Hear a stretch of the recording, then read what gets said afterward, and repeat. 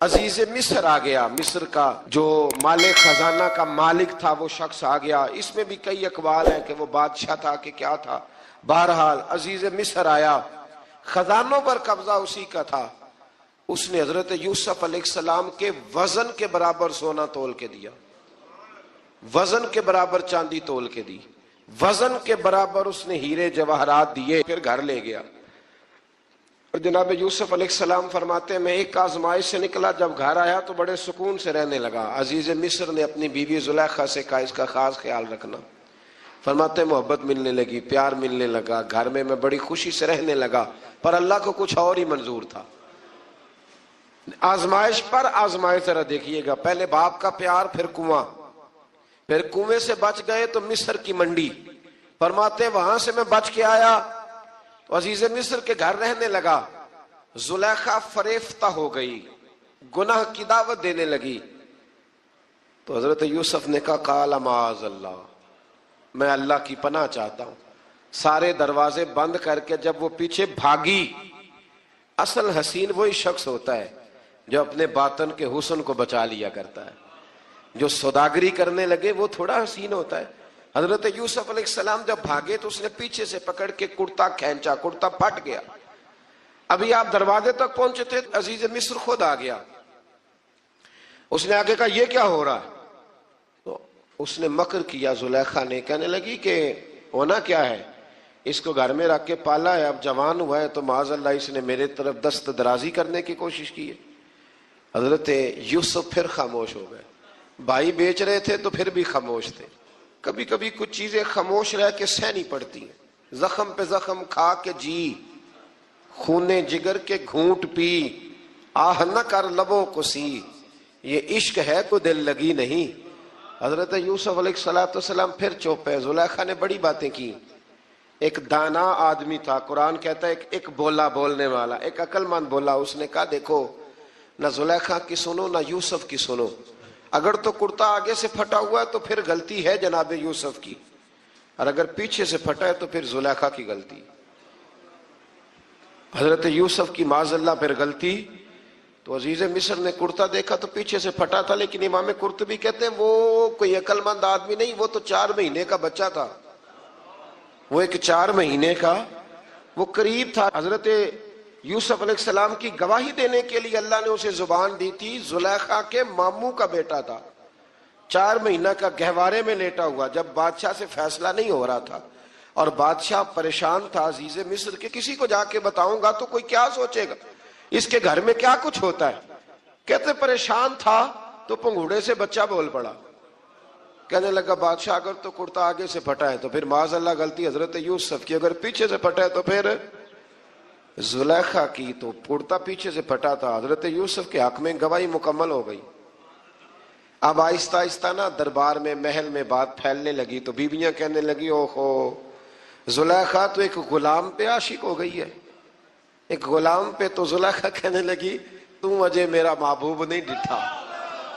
یہ رٹے ڈالنے والے دیکھتے نہیں اور دور کھڑے رہ رہ کے کہانیاں سناتے رہتے. اس نے کہا تو نے ابھی دیکھا نہیں نا، تو نے ابھی تجھے کیا پتا ہو کہ ماجرا کیا ہے. تو کہنے لگی نہیں تو غلام پہ. اس نے کہا چلو تجربہ کراتی ہوں. ساری عورتوں کو بٹھایا، ہاتھ میں ایک ایک سیب دیا، ایک ایک چھری دی، اور جب پوری تیاری ہو گئی پھل کاٹنے کی عورتوں کی تو جناب یوسف سے کہا ذرا جھلک تو دکھاؤ.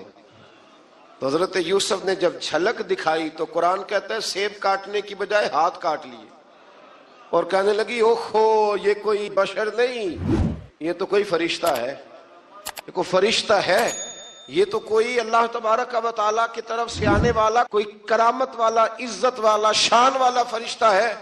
حضرت زلیخا کہنے لگی سمجھ آئی ہے پھر تو مجھ پر شکوہ کرتی تھی.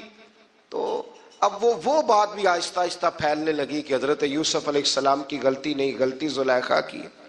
اب بادشاہ نے زلیخا سے کہا کہ اگر تو میں تیری بات کروں تو تیرے ساتھ میری بدنامی کا بھی ڈر ہے، کیا کرے. طے یہ پایا کہ حضرت یوسف کو جیل میں ڈال دیا جائے. پہلے بھائیوں کے تھپڑ، پھر کنواں، پھر مصر کی منڈی، پھر زلیخا کا الزام، اور پھر باری آ گئی جیل جانے کی. حضرت یوسف علیہ السلام کو جیل میں، کچھ نے لکھا ہے 12 سال جیل میں رہے، جیل میں ڈال دیا۔ حضرت یوسف علیہ السلام جیل میں کیا کرتے؟ واعظ فرماتے، تبلیغ فرماتے، لوگوں کو اللہ کی توحید کی دعوت دیتے۔ وہاں جیل میں نا ایک شخص نے خواب دیکھا، اس نے دیکھا کہ میرے سر پہ نا پرندے کھا رہے۔ تو حضرت یوسف کہنے لگے اس کی تعبیر یہ ہے کہ تجھے قتل کیا جائے گا اور تیری لاش کچھ دیر پڑی رہے گی تو پرندے تیرے سر پہ آ کے بیٹھیں گے، یہ تعبیر ہے۔ ایسا ہی ہوا، واقعی وہ شخص قتل ہو گیا۔ ایک شخص نے دیکھا کہ وہ شراب کشید کر رہا ہے، اس نے بھی تعبیر پوچھی تو آپ نے فرمایا تو اپنے بادشاہ کو پلائے گا۔ محسوس ہوتا ہے کہ اتنی دیر تک شراب ناجائز نہیں تھی، تو اس کو شراب پلائے گا، یہ اس کی تعبیر ہے۔ وقت گزرتا گیا، وقت جو ہوتا ہے نا، وقت یہ خود بخود لوگوں کی بے گناہی ثابت کر دیتا ہے۔ ایک وقت میں نا پراپوگنڈا ہوتا ہے تو ہر آدمی پراپوگنڈے کا شکار ہوتا ہے، پھر جب وقت گزرتا جاتا ہے تو خود بخود وقت کا گزرنا کچھ چیزوں کا خود بخود حال بن جاتا ہے۔ حضرت یوسف علی نبینا علیہ السلام کو جب 12 سال بیت گئے تو بادشاہ نے، عزیز مصر نے خواب دیکھا۔ اس نے خواب دیکھا کہ 7 موٹی تازی گائیں دبلی پتلی گائیں کو کھا گئی اور 7 خشک بالیاں ہیں اور 7 سرسبز و شاداب بالیاں ہیں۔ اپنے وزیر سے کہنے لگا کوئی تعبیر والا بندہ ملے۔ اس نے کہا کہ ایک بندہ ہے جس کی تعبیریں بڑی سچی ہیں۔ کہا وہ کون؟ کہنے لگے جناب یوسف۔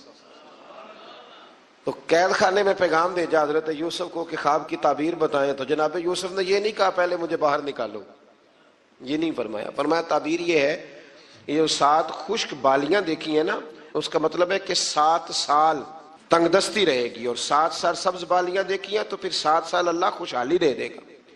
اور فرمایا یہ جو تم نے گائیں دیکھی ہیں موٹی تازی وہ کھا گئیں، فرمایا اس کی تعبیر یہ ہے کہ کوشش کرنا جو تمہارے پاس دن یہ چل رہے ہیں جن میں سرسبز و شاداب ہے کھیتیاں، تو 7 سالوں کے لیے اناج جمع کر لینا، بالیوں کے اندر ہی رہنے دینا، باہر نہ نکالنا، اور پھر اگلے جو خشک سال ہوں گے نا، وہ یہ جو جمع پونجی کی ہوگی نا اس کی برکت سے وہ 7 سال آسانی سے۔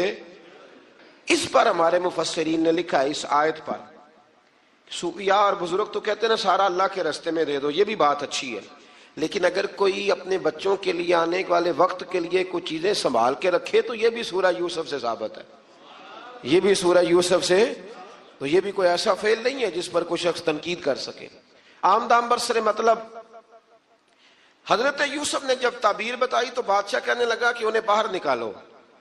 آپ فرمانے لگے میں نہیں نکلتا بھائی،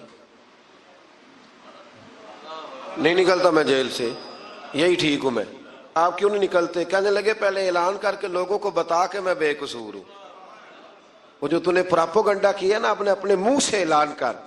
اس نے جناب زلیخا کو بلایا، ان عورتوں کو بلایا، وہ عورتیں ساری سامنے آئیں، انہوں نے گواہی دی کہ یوسف تو بے گناہ ہے۔ پر سال کتنے لگ گئے؟ اللہ اکبر، 12 سال لگ گئے۔ یقین کریں کچھ لوگوں کو یہ ثابت کرنے میں نا کہ میں ٹھیک ہوں زندگی بیت جاتی ہے، اور میں تمہارا خیر کا ہوں زندگی بیت جاتی ہے۔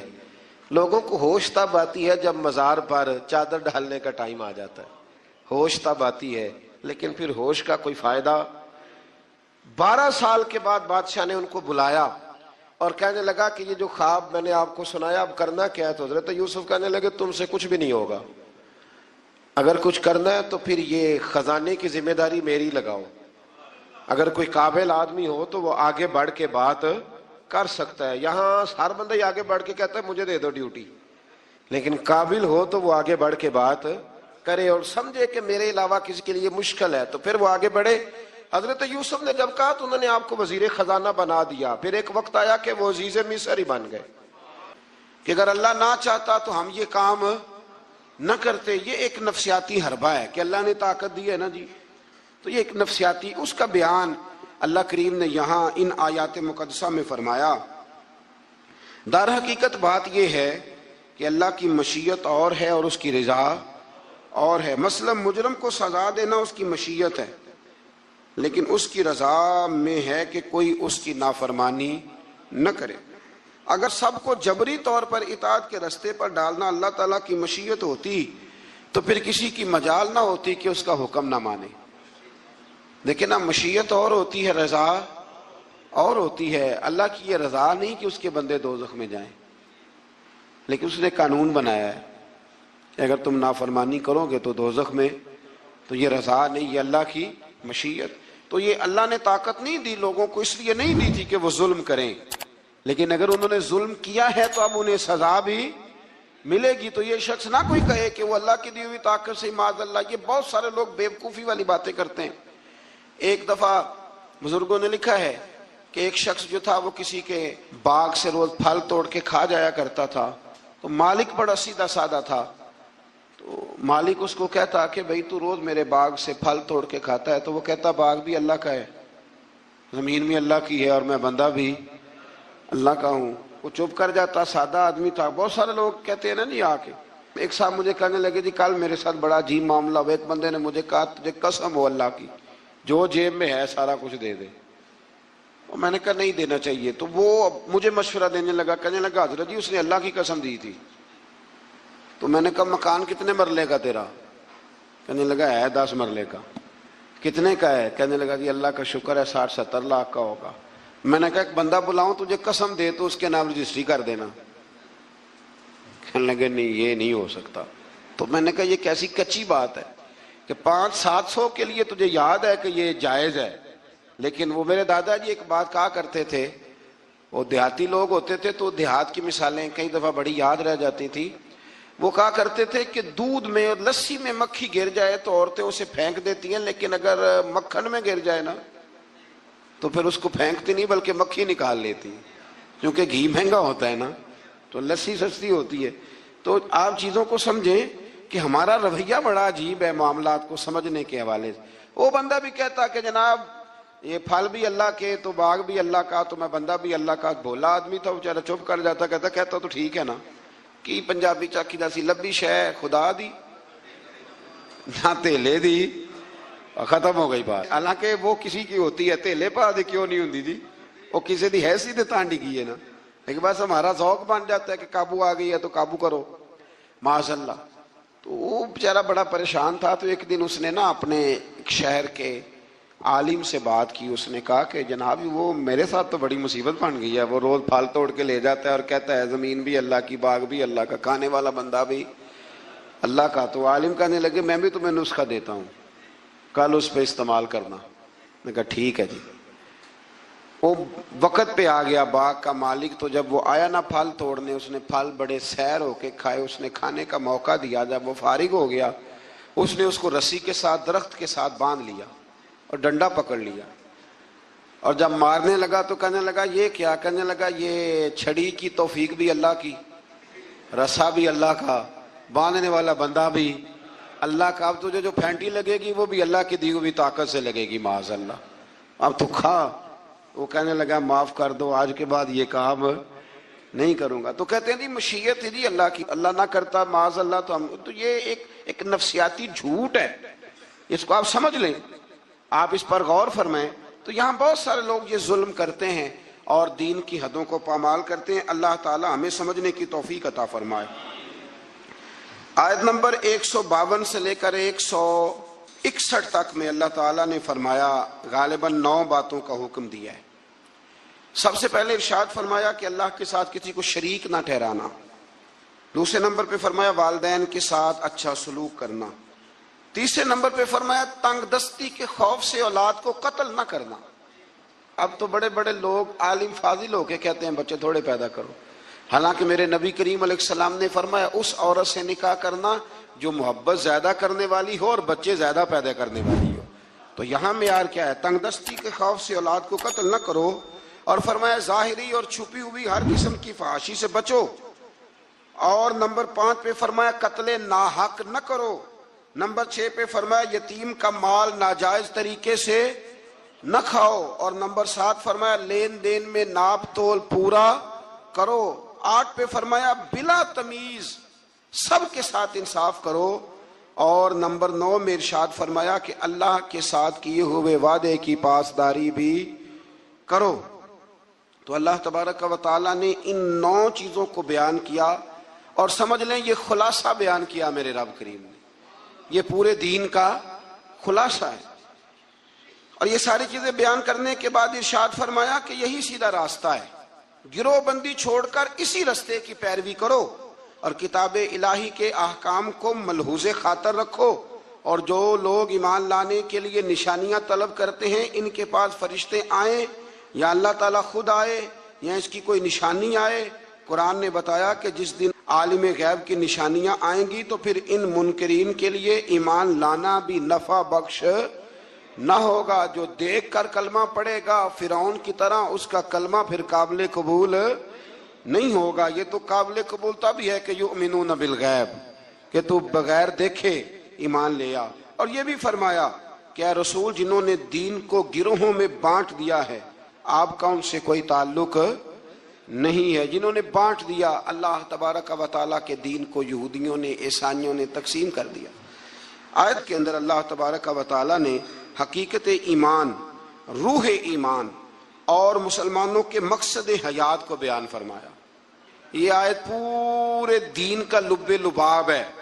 نماز, روزہ, حج, زکوٰۃ, وضو, غسل, صدقات, خیرات, عبادات, ان سب کا نچوڑ ہے. فرمایا کل اے محبوب فرما دے. جو بڑی پیاری باتیں تھیں وہ اللہ نے محبوب سے کل کہہ کے سنی ہے. کہا محبوب ذرا کہو کیا, ان صلاتی و نسکی و محیای و مماتی للہ رب العالمین. فرمایا محبوب فرما دیجئے کہ بے شک میری نماز, میری قربانیاں, میرا دنیا میں ظاہری طور پہ رہنا یا میرا پردہ کر جانا سب اس رب کے لیے ہے جو تمام جہانوں کے پالنے والا ہے. یہ لب لباب ہے. حضرت مجدد الفسانی رحمۃ اللہ علیہ فرمایا کرتے تھے 3 چیزوں کا نام دین ہے, علم, علم پر عمل اور عمل میں اخلاص. ریاکاری نہ ہو. فرمایا 3 کام کر لے تیرا دین مکمل ہو جائے گا. ختم ہو گئی بات. آگے پھر سورہ آراف شروع ہوتی ہے. آراف کے معنی بلندی کے ہیں. اس کا معنی جاننا اور پہچاننا بھی ہے. اصحاب آراف کے بارے میں ایک قول تو یہ ہے کہ ان کی نیکیاں اور گناہ برابر ہوں گے, ان کا مقام جنت اور دوزخ کے درمیان ہوگا. یہاں یہ وہ لوگ ہیں جو اہل جنت اور اہل جہنم کو پہچاننے والے ہوں گے. یہ آراف والے نا, ایک جنتی ایک جہنمی اور درمیان میں آراف, یعنی جس کی ایک گناہ زیادہ ہو گئے تو جہنم میں گیا اور جس کی نیکیاں زیادہ ہو گئی اللہ کے فضل سے وہ تو جو کچھ برابر برابر والے ہیں ان کے لیے مقام آراف ہے, ان کے لیے مقام آراف ہے. اور کچھ نے لکھا ہے نہیں یہ تو بلند مقام ہے, یہاں تو اللہ فرشتوں اور نبیوں کو جگہ عطا فرمائے. بعض مفسرین نے یہ قول بھی بیان فرمایا. اس سورہ مبارکہ کی ابتدا میں سرکار دو عالم صلی اللہ تعالی علیہ وسلم کو تسلی دی گئی کہ آپ کفار کے ظلم سے, بے وفائی سے اور ان کے سخت رویے سے تنگ دل نہ ہوں, بلکہ آپ اپنا فرض ادا کرتے رہیں اور کتاب مقدس کی تبلیغ بھی آپ کرتے رہیں اور سرگرم ہو کے کرتے رہیں. ان سے آپ کو پریشان ہونے کی ضرورت, یعنی اس کا معنی یہ ہے کہ رب کریم آپ کے پیغام کو پوری دنیا میں پھیلا دے گا. گھوڑا جب دوڑتا رہتا ہے تو وہ اپنی منزل تک پہنچ جاتا ہے, لیکن جو جھاڑیاں اس کے پیروں کو لگتی ہیں وہ لگتی تو ہیں, لیکن اگر وہ چلتا رہے تو وہ نیچے ہی رہ جاتی ہیں. تو یہ نبی پاک کے وسیلے سے مجھے تو یوں لگتا ہے رب نے ہمیں سمجھایا ہے کہ تم نہ اپنا کام کرتے رہو, کسی کے سخت رویے کو ملحوظ خاطر لانے کی کوئی ضرورت ہے. اس سے آگے آیت نمبر 5 کے اندر اللہ کریم نے بتایا ہے کہ بعض بستیوں میں دوپہر کو سوتے ہوئے عذاب آیا, اور جب عذاب آیا تو پھر ان کے مکینوں نے اقرار کیا کہ ہاں ہم ظالم ہیں, یہ ہمارے ظلم کی وجہ سے آیا. قیامت کے دن اعمال کا وزن کیا جانا حق ہے, وزن کیا جائے. جن کی نیکیوں کا پلڑا بھاری ہوگا وہ فلاح پائیں گے اور کامیاب ہوں گے, اور جن کی نیکیوں کا پلڑا ہلکا ہوگا وہ نقصان اٹھانے والوں میں سے ہوں گے. آج میں زمین میں انسان کے آباد کرنے اور ذرائع معاش مہیا کرنے کی نعمتوں کا ذکر فرمایا, اور فرمایا بہت کم لوگ ہیں جو شکر ادا کرتے ہیں. میدان بدر کے اندر اللہ تبارک و تعالیٰ نے مدد فرمائی, نصرت فرمائی مسلمانوں کی, اور ایسی کامیابی دی کہ پورا کفر جو اس وقت موجود تھا وہ کانپنے لگا کہ مسلمانوں کے پاس اتنی قوت کہاں سے آ گئی, اتنی طاقت کہ یہ کس طرح مالک ہوئے. بغور سمجھیے گا بات کو، ذرا تھوڑا سا پس منظر سمجھ لیں۔ 15 سال تک اعلان نبوت کے بعد نبی پاک صلی اللہ علیہ وسلم نے کسی جنگ کی، کسی لڑائی کی اجازت نہیں دی، کسی قسم کی منع فرمایا، بلکہ فرمایا لکم دینکم ولی دین، تمہارا اپنا دین ہے، ہمارا اپنا دین ہے، منع کر دیا گیا۔ مسلمان ہجرت کر کے آ گئے مکہ سے مدینہ، لیکن یہاں بھی قریش مکہ اور کفار مکہ نے عالم اسلام کو، مسلمانوں کو، نبی پاک صلی اللہ علیہ وسلم کو سکون سے بیٹھنے نہیں دیا، پریشان کرتے رہتے تھے۔ یہ کیا کرتے کہ مسلمانوں کو مدینے آ کے تنگ کرتے، گھر تک آ جاتے۔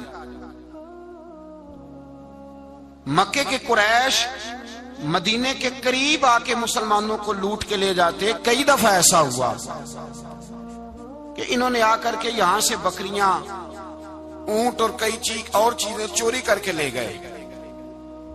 مسلمان پریشان رہنے لگے۔ اللہ پاک نے طاقت دے دی، قوت دے دی مسلمانوں کو۔ حضرت عمر فاروق جیسے لوگ کلمہ پڑھ گئے، حضرت امیر حمزہ جیسے لوگ آ گئے، حضرت ابو عبیدہ بن جراح جیسے لوگ آ گئے، حضرت سیدنا سعد بن ابی وقاص جیسے دلیر اللہ نے عالم اسلام کو عطا فرمائے۔ قوت آ گئی۔ حرِّض المومنین علی القتال، محبوب اختیار کرے مومنوں کو لڑائی کے لیے۔ یہ بات قابل غور ہے۔ حضور نے فرمایا بھی 1000 کا لشکر اسلحے سے لیس ہو کے آ رہا ہے، تم 313 ہو، تمہارا ارادہ کیا ہے؟ نہ تمہارے پاس زرہیں ہیں، نہ تلواریں ہیں، نہ تمہارے پاس نیزہ ہے، نہ تیر ہے، کیا کرنا ہے؟